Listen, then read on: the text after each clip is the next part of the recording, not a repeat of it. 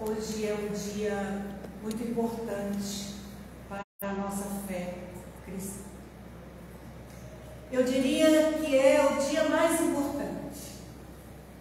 Nós costumamos dar muito ênfase ao Natal, mas deveríamos dar o maior ênfase à Páscoa.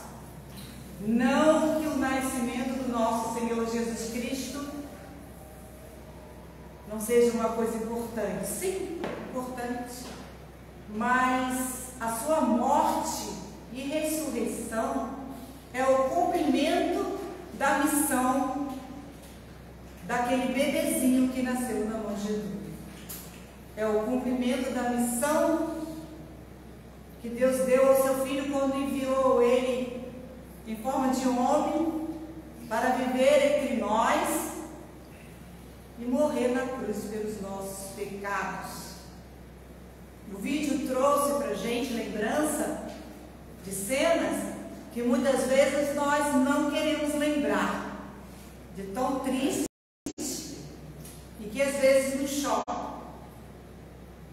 Mas será que durante a nossa vida com Jesus a gente tem se recordado do preço pago pelas nossas vidas?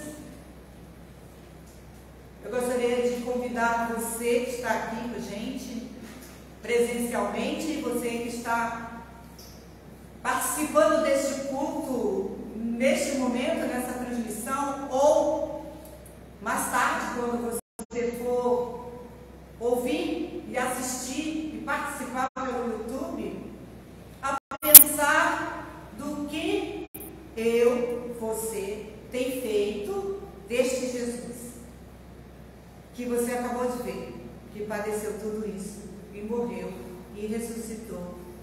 E hoje nós celebramos a vida, porque Ele ressurgiu dos mortos.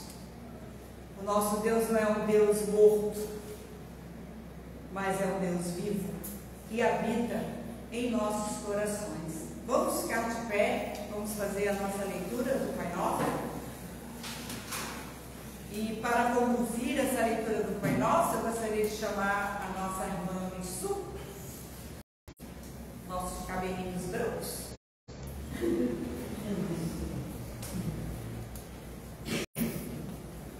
Vamos? Pai nosso que está no céu, santificado seja o teu nome, venha o teu reino, seja feita a tua vontade, assim na terra como no céu.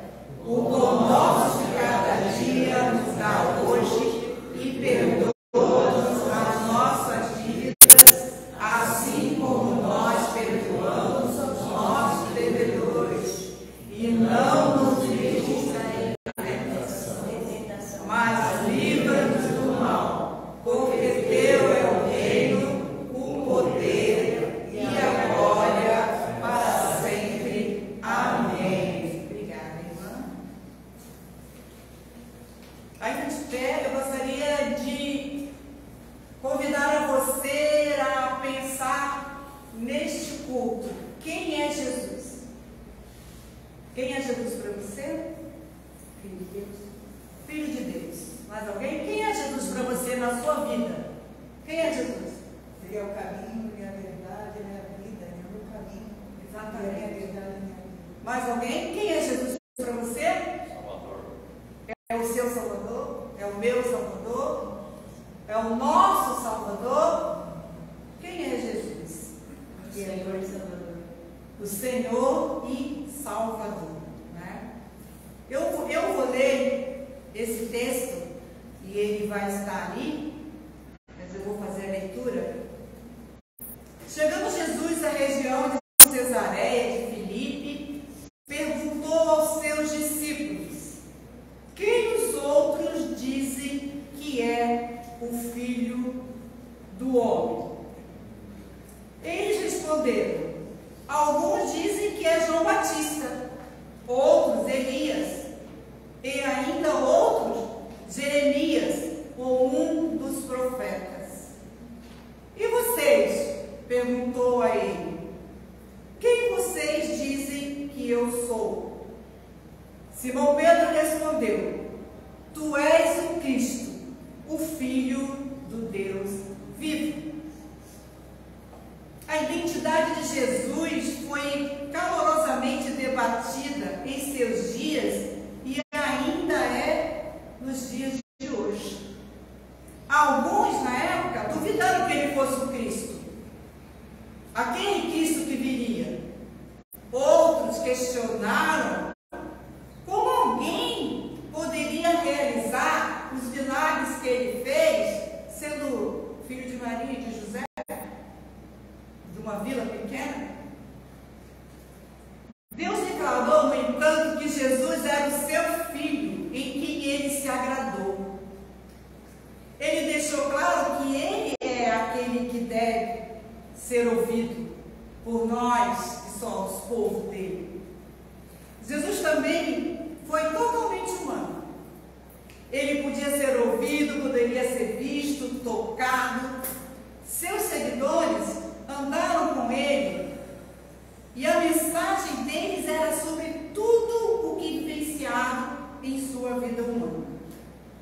Mas eu pergunto para você, quem você diz que é Jesus na sua vida diária, através do seu testemunho?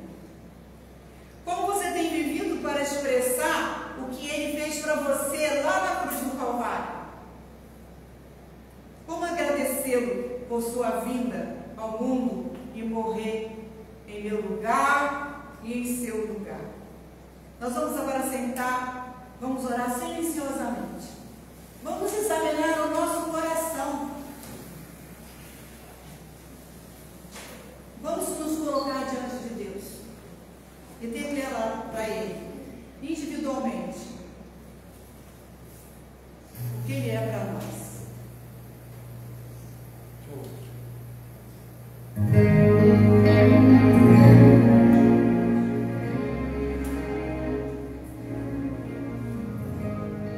Diga a Ele o quanto que o teu coração está grato nesse dia pela vida eterna, por Ele ter vencido a morte, por Ele ter padecido no nosso lugar. Esquadrinhe seu coração e veja o que precisa ser mudado para que o nosso testemunho possa ser um testemunho mais eficaz.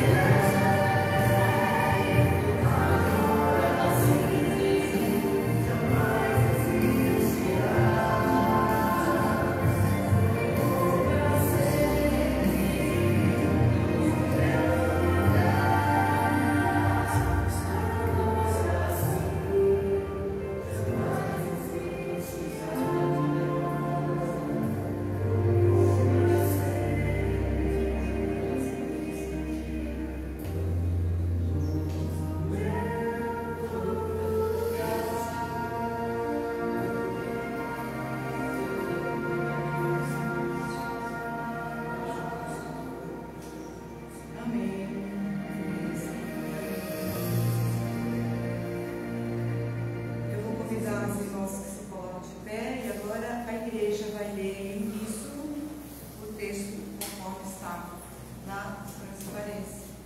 Vamos lá? Vamos, congregação? Os discípulos foram e fizeram o que Jesus tinha ordenado. Trouxeram alimento bonitinho, colocaram sobre eles os seus manos. E sobre eles Jesus montou. Uma grande multidão estendeu os seus manos pelo caminho. Outros colocavam manos de árvores e separavam pelo caminho. A multidão que ia diante dele e os que seguiam gritavam: Hosana, filho de Davi, bendito é o que vem em nome do Senhor, Hosana nas alturas. Quando Jesus entrou em Jerusalém, toda a cidade ficou agitada e perguntava: quem é este? A multidão respondia: este é Jesus, o profeta de Nazaré da Galileia. A multidão respondia: este é Jesus, o profeta de Nazaré da Galileia. Mas lá na frente nós vamos ver que essa mesma multidão que reconhece em Jesus um profeta responde: crucifica-o e solte Barrabás. A mesma multidão.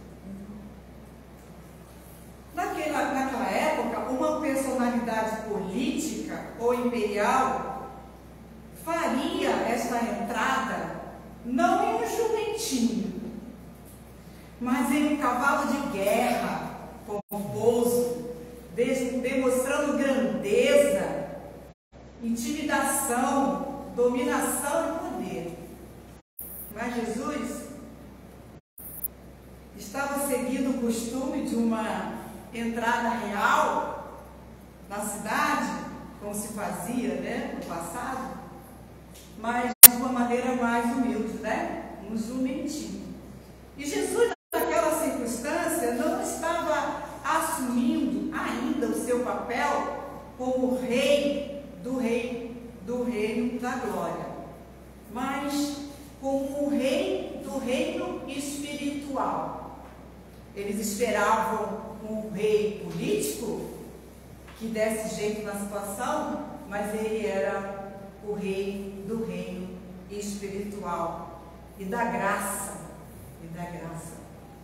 Hoje eu convido os irmãos a declararem que ele é o nosso rei. Vou convidar o pastor e a irmã Mônica para vir me ajudar. Nós vamos cantar agora. E eu convido os irmãos a declararem que ele é o nosso rei e digno de todo louvor. Amém?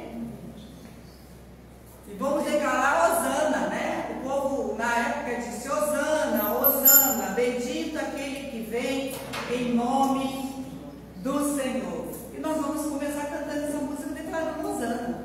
Vamos lá? Vai dar certo. A gente vai inventando, trocando.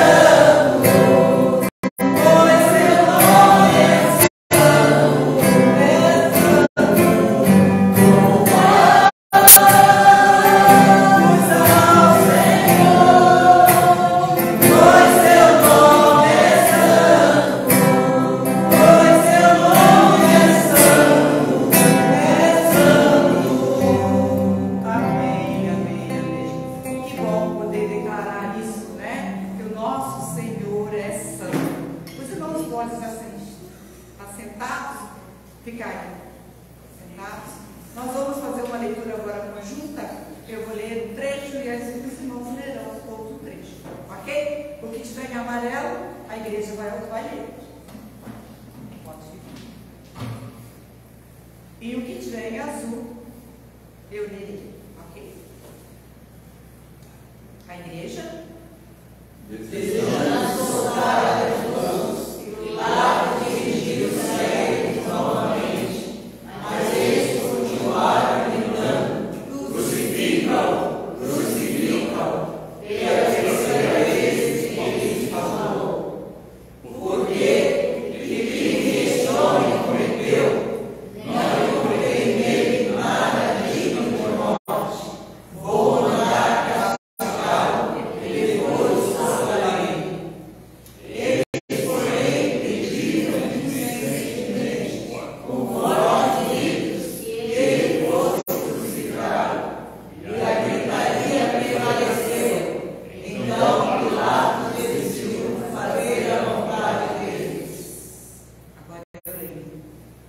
Já era quase meio-dia, e trevas cobriam toda a terra até às 3 horas da tarde. O sol deixara de brilhar,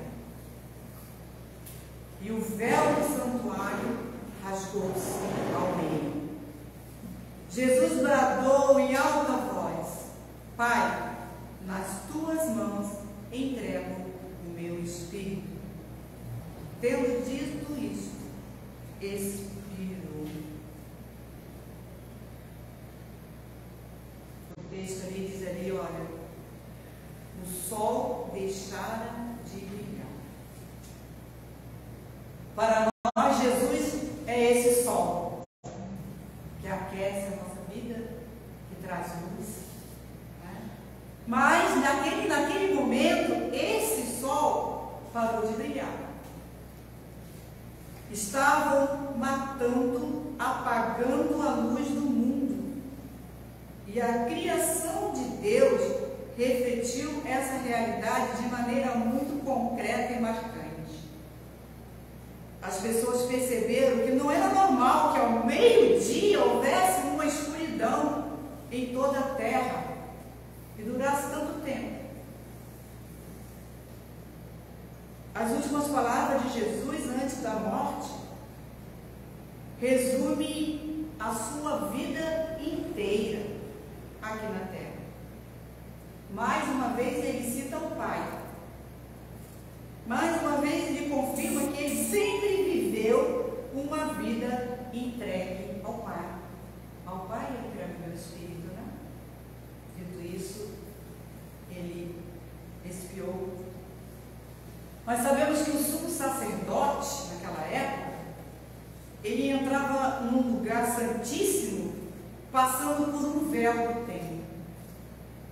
O véu lembrava-nos de que estávamos separados da presença de Deus naquela época, por aquele véu. Mas a morte de Jesus rasgou o véu. Amém. E nós passamos a ter acesso direto a Deus. Em qualquer momento, nós levamos o nosso pensamento até Deus em oração através de Jesus. Não é assim? Em nome de Jesus, amém? Porque Jesus rasgou o véu que nos separava. Nós vamos ficar de pé e vamos cantar Jesus em tua presença. Nós estamos aqui para declarar que o véu que separava já não separa mais.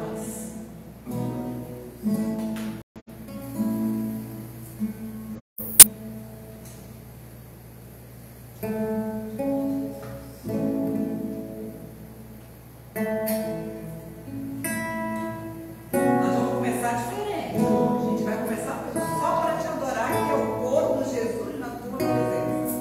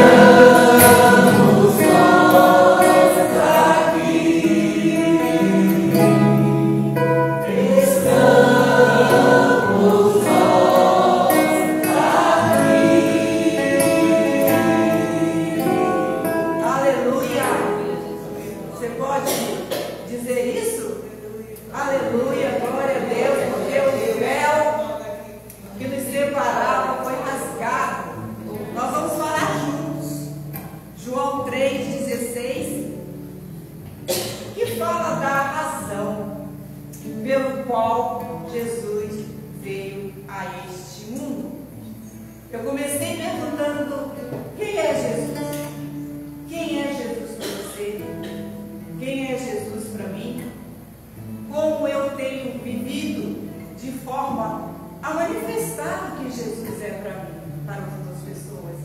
Nós vimos que a multidão disse que ele era um profeta, mas vimos também que a mesma multidão preferiu Barrabás. Ele disse: crucificam, crucificam. Mas só que Jesus, ele é o Rei da Glória. E para Deus ele é o seu Filho unigênito, aquele que ele deu para morrer no nosso lugar.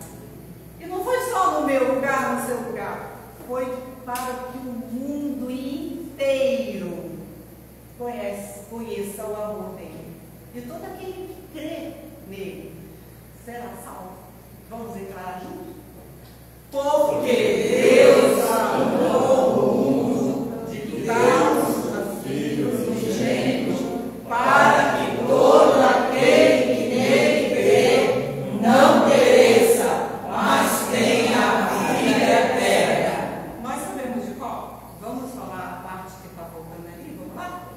Porque Deus amou o mundo de tal maneira que deu o seu Filho unigênito, para que todo aquele que crê não pereça, mas tenha a vida eterna. Naquela versão ali diz: porque Deus tanto amou o mundo, né? Que também significa de tal maneira que deu o seu Filho unigênito, né? Antes da gente começar a cantar essa música, eu gostaria de que a gente pensasse um pouquinho mais. Há mais de 2000 anos, uma cruz se erguia em amor à humanidade. Nela, Jesus, sem pecado algum, se entregava para pagar o preço do pecado de todos nós. Apenas o seu sangue poderia pagar esse preço.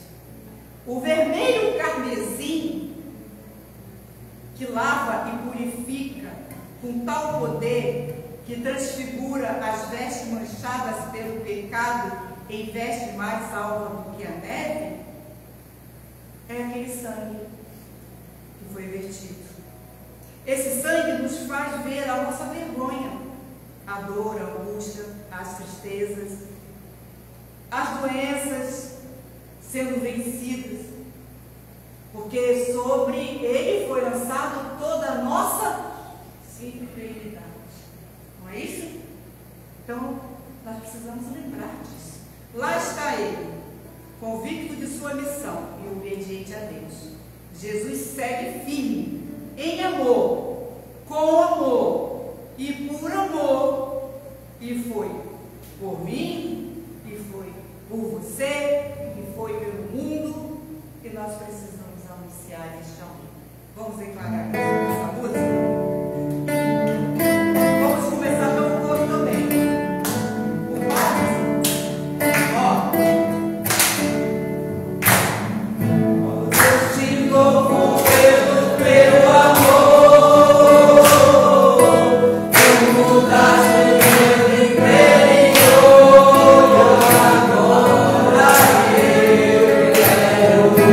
Yeah.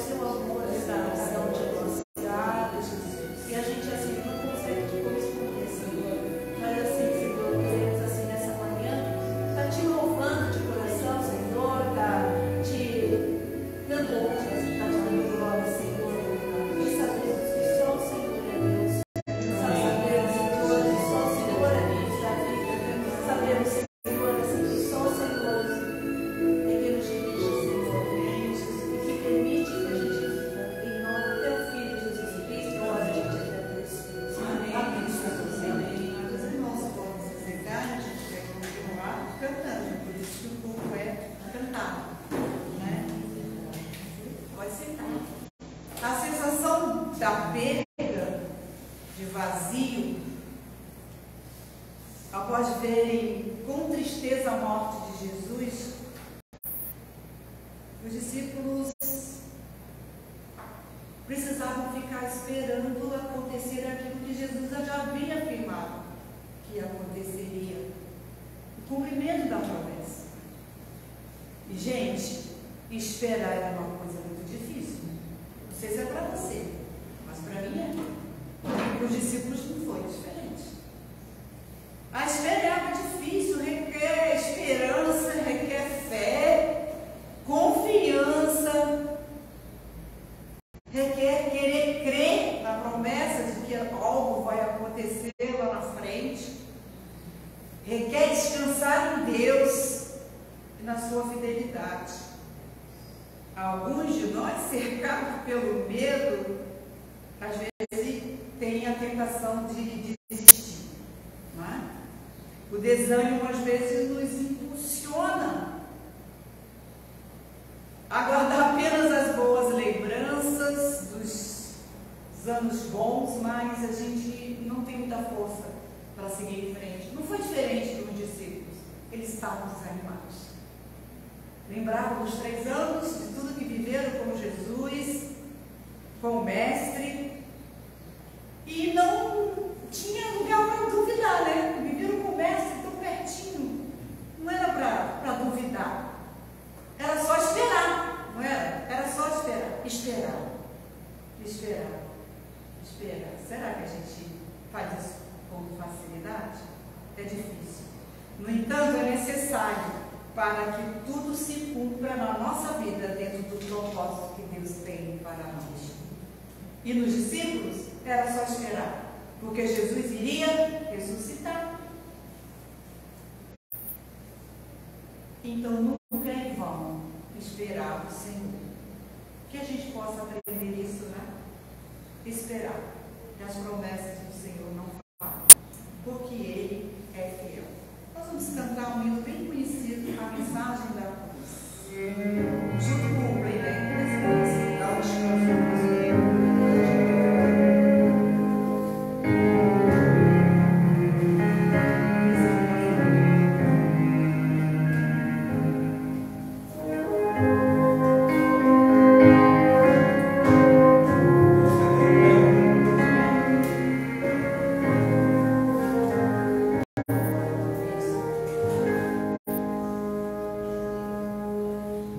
De cruz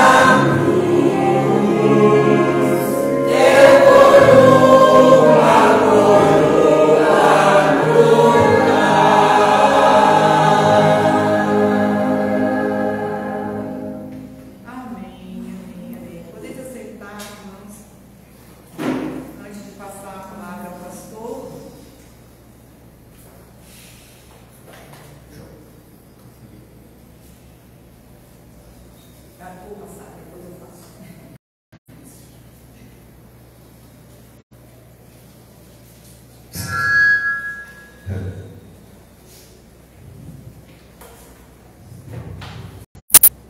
Primeiro Coríntios, capítulo 15, deixa eu reduzir aqui, de 3 a 8, depois ainda 15, de 14 a 17. 1 Coríntios, capítulo 15, 3 a 8, cadê o outro texto? Não, é só o segundo. E depois, 14 a 17. Não sei porque eu coloquei ele.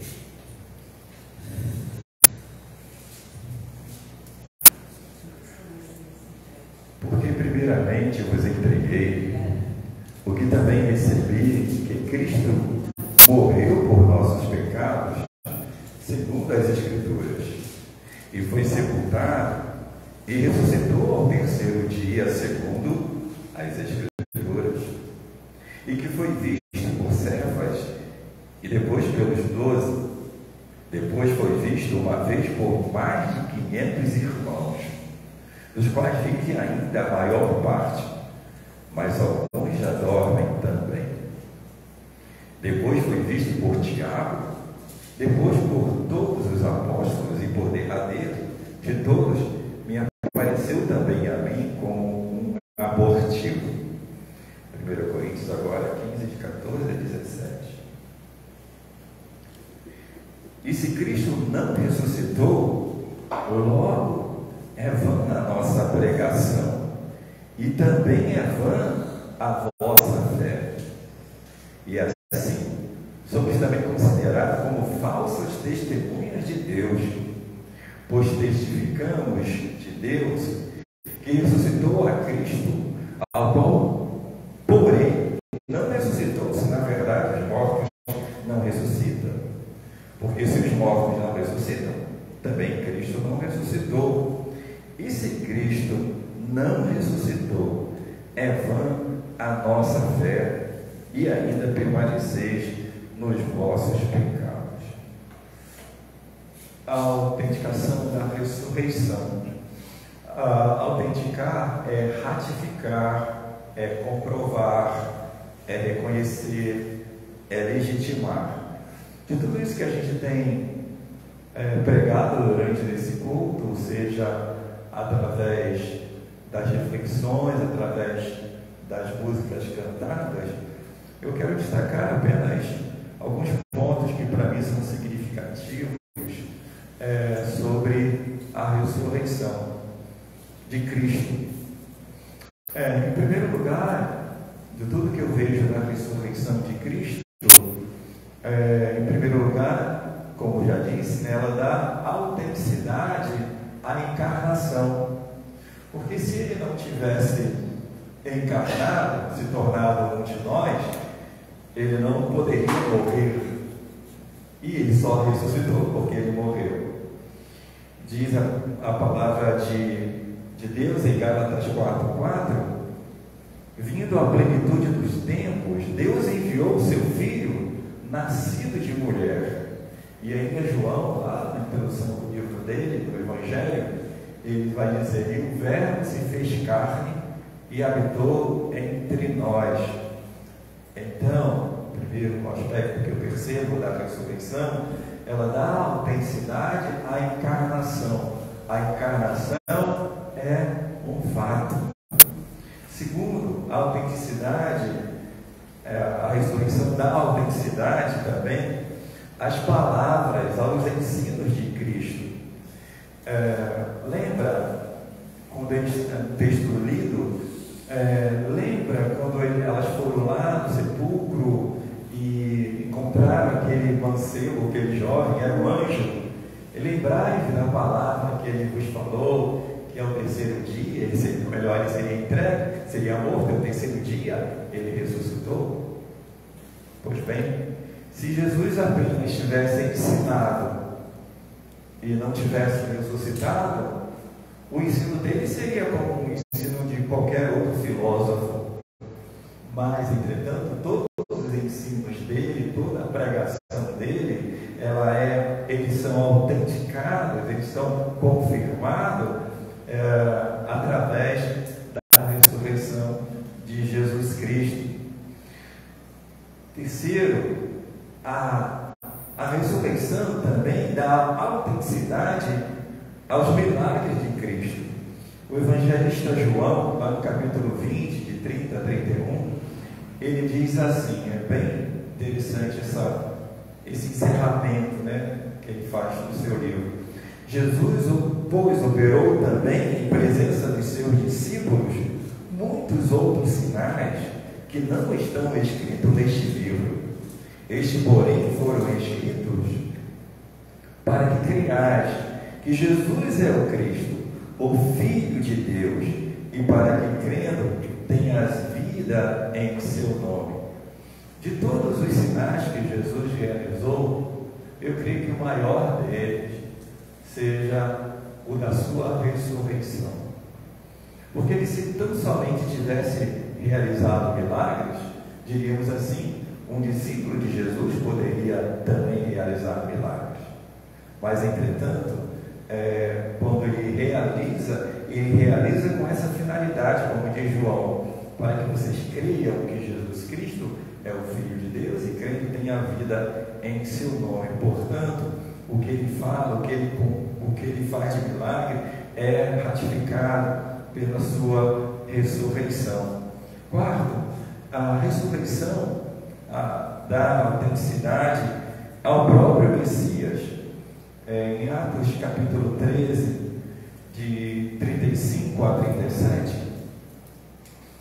diz assim: por isso também em outro salmo diz: não permitirás que o teu santo veja corrupção, porque na verdade tendo Davi no seu tempo devido, conforme a vontade de Deus, dormiu, morreu, né?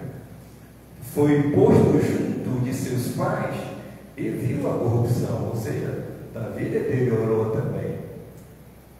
Mas aquele a quem Deus ressuscitou, nenhuma deterioração sofreu, nenhuma corrupção sofreu. O corpo dele não entrou em putrefação, ele ressuscitou. Portanto, a própria ressurreição dá autenticidade à unção de Jesus, à missão de Jesus, ao messianismo de Jesus. Ele é o Messias, ele é o Cristo. Quinto, a ressurreição também dá autenticidade ao juízo final. Em Atos capítulo 1, de 9 a 11, também é um texto bem significativo, diz assim: e quando dizia isto, vendo eles, foi elevado às alturas, e uma nuvem o recebeu, ocultando a seus olhos. E estando com os olhos fitos no céu, enquanto ele subia, eis que junto dele se puseram dois homens vestidos de branco, dois anjos, os quais lhe disseram: homens galileus, por que estáis olhando para o céu? Esse Jesus que dentre vós foi recebido em cima do céu, há de vir assim como para o céu ouviste ir. Para que Jesus volta? Pelo menos para duas coisas, melhor três. Primeiro, ele volta, segundo o texto de Tessalonicenses 4, ele volta para aqueles que estão com ele no céu, se reúne novamente com o corpo transformado. Então, a reunião, isso é misterioso, eu acho isso fabuloso, saber que, como diz o Apocalipse, deram ao mar os seus mortos e a sepultura os seus mortos. E acho bem interessante, queridos, o texto do capítulo 15, ele fala da ressurreição do corpo, né? Do nosso corpo, ele fala sobre isso. E lá no Apocalipse está dizendo isso: o mar vai dar aos seus mortos, ou seja, as pessoas que foram sepultadas no mar, os corpos delas vão se levantar, aqueles que estão sepultados na terra, os corpos delas vão se levantar também. Aí tem pessoas assim: não, eu quero ser cremado, porque aí eu vou fugir do juízo final. Então, bota numa cinza e me joga no mar. Deus não vai me achar de jeito nenhum. Você fica imaginando, hoje em dia, a ciência, ela sabe se você esteve no lugar através de um fio de cabelo, o DNA, né? Agora, a ciência de Deus, vamos dizer assim, é muito, muito mais evoluída do que qualquer ciência humana. Assim como os céus são distantes da terra, assim são os meus pensamentos, os caminhos de Deus. Então, querido, está vendo aquela cinzinha lá? Aquela cinzinha, aquele é o Joel.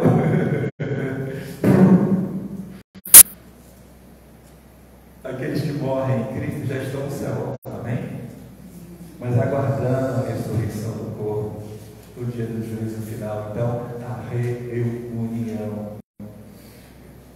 Segundo, eu creio que essa volta de Cristo, ela parte desse princípio. Vou dar o lugar agora à entrada daqueles que vão ficar eternamente com Deus. Quando Ele diz, eu vou separar as ovelhas dos cabritos. Então, os que estiverem à direita, quem vai dizer Ele? O que Jesus vai dizer? Bem-vindos, benditos do meu Pai, possuir por herança o reino que está preparado para você desde a fundação do mundo. Infelizmente, os que estiverem à esquerda, apartai-vos de mim, malditos, para o fogo eterno. A ressurreição de Cristo dá toda essa autenticidade, todas essas coisas, ela confirma todas as falas, todos os ensinos de Jesus. Então, o escritor Paulo diz: se Cristo não ressuscitou, é vã a nossa fé, é vã os nossos ensinos. Mas ele conta nesse texto que ele foi visto não só pelos discípulos, mas por 500 irmãos de uma só vez. Nós não vimos o Cristo ressurreto, carne e osso, não vimos, mas nós cremos na ressurreição de Cristo. Nós cremos que o inferno não conteve, a morte não conteve. Ele venceu o diabo, venceu a morte, venceu o pecado para nos dar a vida eterna. Esse é o Jesus que nós cremos. Quem é Ele? É o meu Senhor, é o meu Salvador, é o Criador dos céus e da terra, aquele que é e que há de vir. Amém?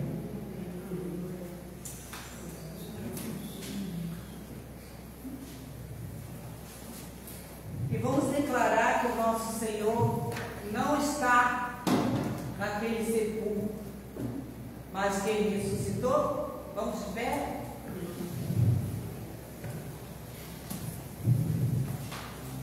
Com toda a alegria do nosso coração, que nós já estamos cantando, vencendo com toda a alegria do nosso coração.